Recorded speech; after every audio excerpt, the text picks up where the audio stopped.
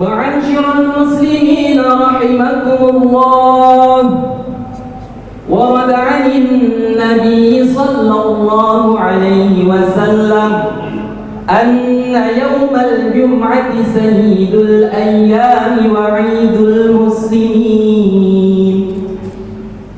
Wahai segenap kaum muslimin yang dimuliakan Allah, telah datang dari baginda Nabi Muhammad sallallahu alaihi wasallam bahwa sesungguhnya hari Jumat merupakan penghulunya hari-hari dan merupakan hari besarnya bagi umat Islam.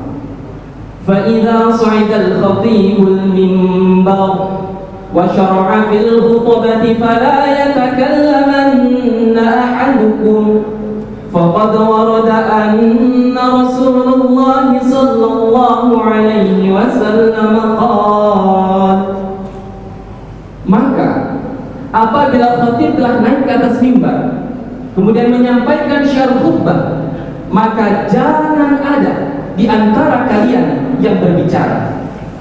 Karena berkaitan dengan hal ini sungguh telah ada peringatan dari baginda Nabi Muhammad sallallahu alaihi wasallam, dan beliau bersabda, "Idza qulta li sahibika yawmal jum'ati ansir wal imam yakhutub faqad laghut." Wa fi haditsin akhar, "Wa man lagha fala jum'ata lahu." Barang siapa yang berkata kepada orang yang berada di dekatnya atau berada di sebelahnya, sekedar ia hanya mengatakan ansit atau diamlah, sedangkan saat itu khatib sedang berkhutbah, maka sungguh ia telah melakukan hal yang sia-sia. Dan di dalam hadis lain baginda Nabi Muhammad SAW juga menerangkan, barang siapa yang melakukan hal yang sia-sia atau laghaw, fala jum'ata, maka sama saja seperti ia tidak melaksanakan rangkaian ibadah salat Jumat. Ansitu wastami'u wa ati'u rahimakumullah. Maka oleh sebab itu hadirin yang dimuliakan Allah, diamlah dan dengarkanlah baik-baik. Ansitu wastami'u wa ati'u rahimakumullah. Ansitu wastami'u wa ati'u rahimakumullah. Alhamdulillah, wassalatu wassalamu ala rasulillah Sayyidina wa maulana Muhammad ibn Abdillah wa ala alihi wa sahbihi wa man tabi'ahu wa mawalah. Ashhadu an la ilaha illallah wahdahu la sharika lah, wa ashhadu anna sayyidina Muhammadan abduhu wa rasuluh wa safiyuhu min khalqihi wa khaliluh. Addal amanah wa ballagha ar-risalah wa nasaha lil ummah wa tarakana 'ala al-mahajjatil bayda lailuha kanahariha la yazighu anha illa halik. Allahumma salli ala sayyidina Muhammadin an-nabiyil ummi wa ala alihi wa sahbihi wa barik wa sallim. Qala Allah ta'ala fil Qur'anil azim wa huwa asdaqul qailin. A'udzu billahi minasy syaithanir rajim. Ya ayyuhalladzina amanu taqullaha haqqa tuqatih wa la tamutunna illa wa antum muslimun. Wa qala ta'ala fi ayatin ukhra, ya ayyuhalladzina amanu taqullaha wa qulu qawlan sadida yuslih lakum a'malakum wa yaghfir lakum dhunubakum wa man yuti'illaha wa rasulahu faqad faza fawzan 'azima. Ibadallah, usikum wa nafsi bi taqwallah wa ta'atihi faqad fazal muttaqun. Hadirin jamaah Jumat yang dimuliakan Allah Subhanahu wa ta'ala. Dari sekian banyak nabi yang kita sebut namanya di dalam salat, tentu saja nama nabi kita Allahumma salli ala sayyidina Muhammad wa ala ali sayyidina Muhammad. Namun setelah itu adalah nama nabi kama sallaita ala sayyidina Ibrahim wa ala ali sayyidina Ibrahim. Diulang sekali lagi, kama barakta ala sayyidina Ibrahim wa ala ali sayyidina Ibrahim. Bahkan Syekh Ali Jum'ah mengatakan salawat yang paling afdal adalah salawat Ibrahimiyah, yang ada Nabi Ibrahim di dalamnya. Salawat ini disebutkan dalam Sahih Al-Bukhari, Sahih Muslim. Allahumma salli ala Sayyidina Muhammad wa ala ali Sayyidina Muhammad kama sallaita ala Sayyidina Ibrahim wa ala ali Sayyidina Ibrahim. Allahumma barik ala Sayyidina Muhammad wa ala ali Sayyidina Muhammad kama barakta ala Sayyidina Ibrahim wa ala ali Sayyidina Ibrahim fil alamina innaka Hamidum Majid. Mengapa Nabi Ibrahim? Tentulah banyak alasan yang dikemukakan para ulama. Di antaranya supaya kita mengambil hikmah dari kehidupan Nabi Ibrahim alaihissalam. Ujian pertama Nabi Ibrahim berhadapan dengan Azar. Wa idh qala Ibrahimu li abihi Azar. Ingatlah ketika Ibrahim berkata kepada Azar, atattakhidhu asnaman alihah, mengapa engkau menjadikan patung-patung berhala itu sebagai Tuhan-Tuhan? Apa jawab Azar? La illam tantahi, kalau kau tidak berhenti menceramahi aku, melarang aku, la arjumannaka, aku akan melemparmu pakai batu sampai mati. Wahjurni maliya, tinggalkan aku untuk selamanya.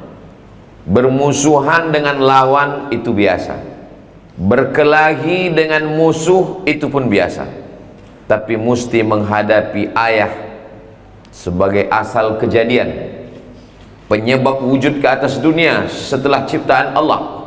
Maka sesungguhnya itulah yang dihadapi oleh Nabi Ibrahim alaihissalam. Ketika kata-kata Azar itu amat sangat kasar, la arjumannaka, aku akan lempar engkau pakai batu sampai mati. Wahjurni maliya, tinggalkan aku. Apakah Nabi Ibrahim membalas, menjawab dengan kata-kata kasar? Perhatikan jawaban Nabi Ibrahim alaihissalam. Sa'astaghfiru laka rabbi, aku akan memintakan ampun kepada Tuhan. Allah akan mengampunimu dengan permohonanku kepadanya. Innahu kana bi hafiyya, karena sesungguhnya aku dekat dengan Allah dan Dia akan memperkenankan doa-doaku. Pelajaran pertama yang dapat kita ambil dari Nabi Ibrahim alaihissalam, bahwa kita akan berhadapan dengan orang-orang yang terdekat dengan kita. Betapa banyak anak-anak muda yang hijrah, bertaubat, sebelumnya jahat, maksiat, lalu kemudian mendapat hidayah. Ujian pertama berhadapan dengan ibu yang melarang anaknya untuk memakai hijab. Ujian pertama ayah yang sudah merasa sudah menyekolahkan, mendidik anak, mendapat pekerjaan di bank konvensional dengan gaji dan nama yang besar. Lalu kemudian ketika anak bertaubat, berhijrah, mereka tidak setuju. Saat itu anak mesti mengambil pelajaran Nabi Ibrahim alaihissalam. Nabi Ibrahim tidak berkata kasar. Nabi Ibrahim berkata, sa'astaghfiru laka rabbi. Ibu yang melarang untuk berhijab, aku akan memintakan ampun kepada Allah untukmu. Ayah yang melarang anak untuk keluar dari bank konvensional, aku akan memintakan ampunan kepada Allah untukmu. Innahu kana bihafiyya, Allah akan mengampuni segala dosa-dosa. Nabi Muhammad SAW tidak berhadapan dengan ayah dan ibunya, karena risalah datang setelah mereka meninggal dunia. Nabi berhadapan dengan pamannya. Tabbat syada abi lahabin wa tabba, ma aghna anhu maluhu wa ma kasab, sayasla naran dhata lahab, wa imra'atuhu hammalatal hatab, fi jidiha hablum mim masad. Padahal Abu Lahab adalah paman yang amat sangat baik. Ketika Abu Lahab punya seorang pembantu bernama Suwaibah, Suwaibah diperintahkan untuk menjaga adik iparnya yang bernama Aminah. Tunggu kelahirannya. Nanti kalau dia melahirkan anak, sampaikan kabar bahagia ini ke rumah. Hari yang ditunggu pun datang, kebahagiaan pun tiba. Suwaibah datang memberikan kabar bahwa anak yang dinanti sudah pun wujud ke atas dunia. Wahai paman Abu Lahab, Aminah sudah melahirkan anak. Maka pada saat itu apa kata Abu Lahab? Sejak hari ini engkau tidak lagi menjadi hamba sahaya. Engkau bebas dari perbudakan. Engkau tidak lagi menjadi seorang budak. Engkau bebas, wahai Suwaibah. Begitulah senangnya hati Abu Lahab mendapatkan keponakan bernama Muhammad SAW yang baru saja dilahirkan oleh Aminah. Kapan Abu Lahab itu marah? Abu Lahab marah setelah Nabi Muhammad SAW mendapatkan wahyu. Dia kumpulkan semua paman-pamannya, bibi-bibinya di depan Bukit Sofa. Lalu Nabi berdiri dan berkata kepada semua penduduk Makkah, wahai penduduk Makkah, andai aku katakan bahwa aku sudah mendapatkan wahyu dari Allah, apakah kalian percaya? Mereka menjawab, kami percaya bahwa di belakang Bukit Sofa, di belakang Jabal Abi Qubais ada musuh yang akan menghantam kota Makkah. Kami percaya, sadaqnaka ya Muhammad. Dari kecil kami sudah menggelar engkau Al-Amin. Tapi kalau engkau katakan engkau mendapat wahyu, malaikat Jibril membawa ayat kepada engkau, maka saat itu apa kata Abu Lahab? Tabban laka ya Muhammad, celakalah engkau. Maka Allah membalas dengan menurunkan ayat tabbat yada abi lahab wa tab, celakalah kedua tangan Abu Lahab. Ma aghna anhu maluhu, hartanya tidak bisa menolong. Wa ma kasab, perbuatan amalnya tidak bisa membantu. Wa mra'atuhu hammalatal hatab, istrinya akan membawa kayu bakar, karena istri inilah yang membawa berita adu domba memusuhi Nabi berserta dakwah para sahabat radhiyallahu anhum ajmain. Sayasla naran dzata lahab wa mra'atuhu hammalatal hatab fi jidha hablum mim masad. Inilah ayat yang paling sempurna untuk Abu Lahab. Kedua tangannya, pekerjaannya, hartanya, istrinya, semua dilaknat Allah Subhanahu wa ta'ala. Kita semua menghadapi ujian orang-orang terdekat, maka kita mesti berkaca dan melihat bagaimana Nabi Muhammad SAW dan Nabi Ibrahim alaihissalam. Iyamsaskum qarhun faqad massal qauma qarhum mithluh. Kalau kamu mendapat ujian hidup, maka orang-orang sebelum kamu pun juga mendapatkan ujian. Apa yang kita terima hari ini sesungguhnya sudah dialami oleh Sayyidina Muhammad dan Sayyidina Ibrahim alaihissalam. Selesai berhadapan dengan keluarga, Nabi Ibrahim alaihissalam berhadapan dengan umat manusia. Falamma ra'al qamara bazighan qala hadza rabbi. Ketika melihat bulan tampak terang benderang di tengah malam, Nabi Ibrahim berkata, ini Tuhan. Falamma afala qala la uhibbul afilin. Ketika pada siang hari bulan menghilang, maka dia bukan Tuhan. Lalu kemudian pada siang hari saat melihat, falamma ra'a asy-syamsa bazighatan qala hadza rabbi. Ketika siang hari melihat matahari terang benderang, ini Tuhan. Hadza akbar, ini lebih besar daripada bulan. Falamma afalat, ketika dia menghilang, berarti dia bukan Tuhan. Ada sebagian orang mengatakan Nabi Ibrahim mencari Tuhan. Nabi Ibrahim bukan filosof. Nabi Ibrahim bukan ahli filsafat. Ahli filsafat merenung mencari Tuhan. Sedangkan Nabi adalah orang yang dipilih oleh Allah Subhanahu wa ta'ala. Mereka kenal Allah karena Allah memilih mereka untuk memperkenalkan Allah kepada umat manusia. Lalu kenapa Nabi Ibrahim mengatakan melihat bintang-bintang adalah Tuhan, melihat bulan-bulan adalah Tuhan, melihat matahari-matahari adalah Tuhan? Ketika semuanya menghilang lenyap, maka mereka bukan Tuhan. Nabi Ibrahim sedang berargumentasi kepada para penyembah bintang. Mereka yang mengatakan bintang itu Tuhan, bulan itu Tuhan, matahari Tuhan. Kalau memang mereka Tuhan, kenapa mereka lenyap? Kenapa mereka hilang? Nabi Ibrahim sedang mengajak mereka berfikir menggunakan akal yang dipikirkan, yang dikirimkan Allah Subhanahu wa ta'ala. Nabi-nabi tidak pernah mencari Tuhan, karena nabi-nabi itu diperkenalkan Allah melalui dirinya sendiri. Allah yang memperlihatkan kuasanya kepada nabi-nabi, lalu nabi itu menjelaskan kepada umat manusia.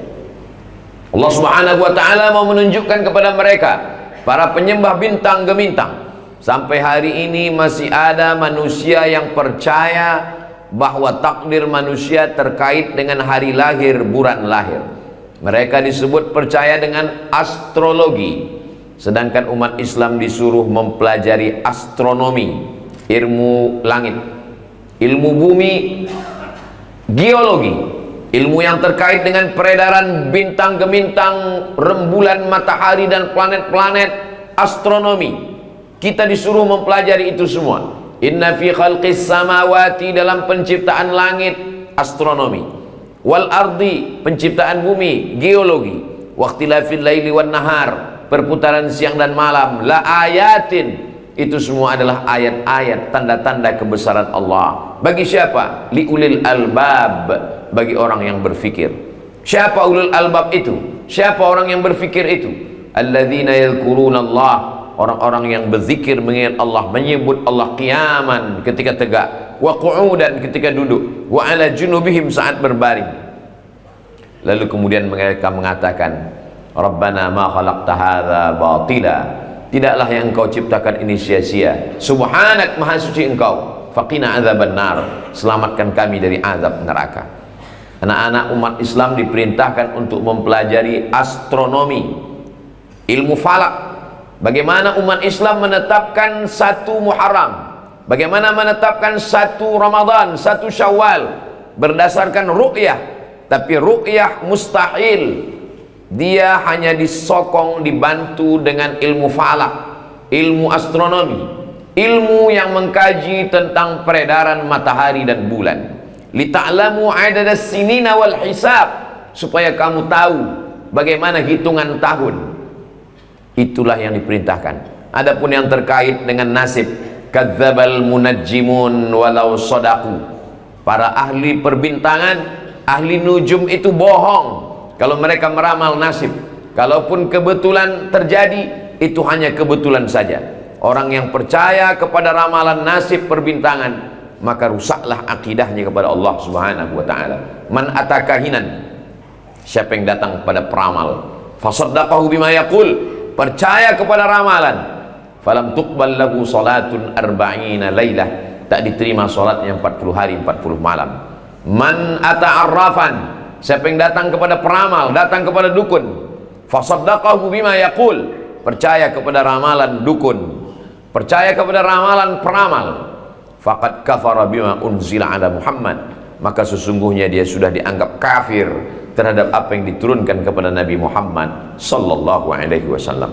Nabi Ibrahim ujiannya adalah berhadapan dengan azar.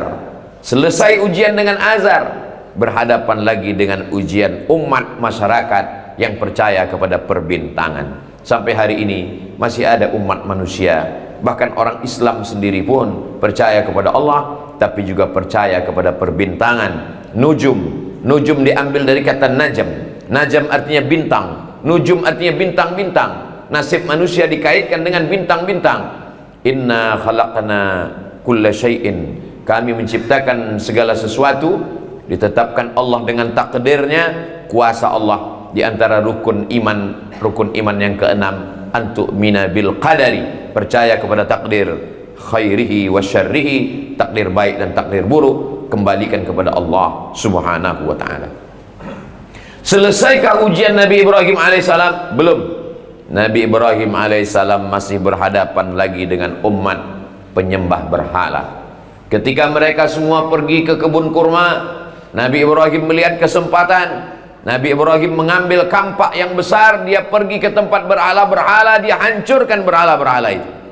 Lalu kemudian dia gantungkan kampak yang besar itu ke leher berhala yang paling besar.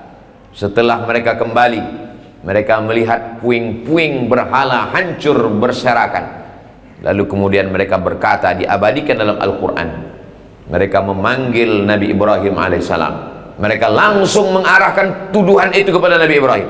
A'anta fa'alta hadza bi alihatina ya Ibrahim, engkau yang melakukan ini kepada Tuhan-Tuhan kami wahai Ibrahim?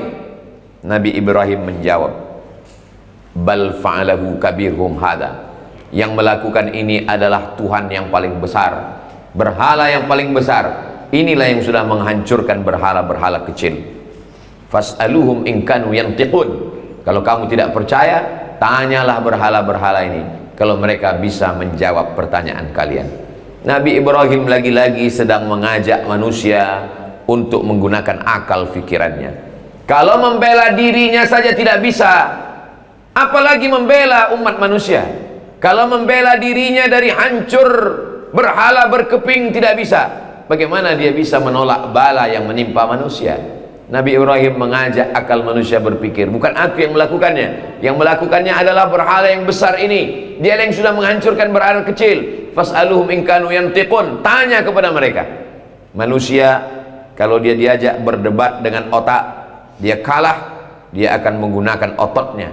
Dia akan mengadu kepada penguasa karena dia kalah. Di saat itu Namrus memerintahkan untuk menyalakan api unggun, membakar Nabi Ibrahim alaihissalam. Diabadikan dalam Al-Quran, harriquhu, bakar dia. Di saat itulah turun pertolongan Allah subhanahu wa ta'ala. Apa kata Allah kepada api?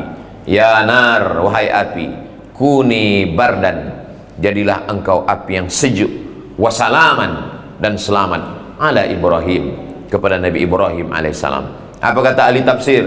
Andai Allah mengatakan ayat ini hanya sampai bardan, kuni bardan, maka akan meninggal Nabi Ibrahim dalam keadaan beku kedinginan. Tapi Allah menyebutkan kuni bardan wasalaman, jadilah engkau sejuk dan sejukmu itu tidak mudaratkan. Wasalaman ala Ibrahim, Nabi Ibrahim keluar dari api itu dalam keadaan dingin. Tak ada yang sulit bagi Allah. Innama amruhu idza arada syai'an ayyakula lahu kun fayakun. Selesai menghadapi azar, belum selesai, masih ada ujian menghadapi penyembah bintang gemintang. Berakhir dengan penyembah bulan, matahari, dan bintang. Belum berakhir ujian, masih berhadapan dengan penyembah berhala. Apakah selesai ujian? Belum. Nabi Ibrahim menikah dengan Sarah, tidak juga dikunjungi anak. Anak belum juga lahir, Nabi Ibrahim berdoa, Rabbi habli minas salihin, Rabbi habli minas salihin, Rabbi habli minas salihin. Sampai akhirnya menikah dengan Sarah, belum juga punya anak. Rabbi habli minas salihin. Imam Abul Fida Ismail Ibnu Katsir menyebutkan dalam tafsir Al-Quranil Azim, 86 tahun umur Nabi Ibrahim, barulah Allah mengirimkan seorang anak bernama Ismail alaihissalam. Untuk apa kita sebut namanya? Supaya kita sabar bahwa di balik kehidupan ada ujian yang luar biasa. Mudah-mudahan kita diberikan kesabaran seperti yang diberikan Allah kepada Nabi Ibrahim alaihissalam. Kama sallaita ala Ibrahim wa ala ali Ibrahim, kama barakta ala Ibrahim wa ala ali Ibrahim fil alamina innaka Hamidum Majid. Barakallahu li wa lakum fil Qur'anil azim.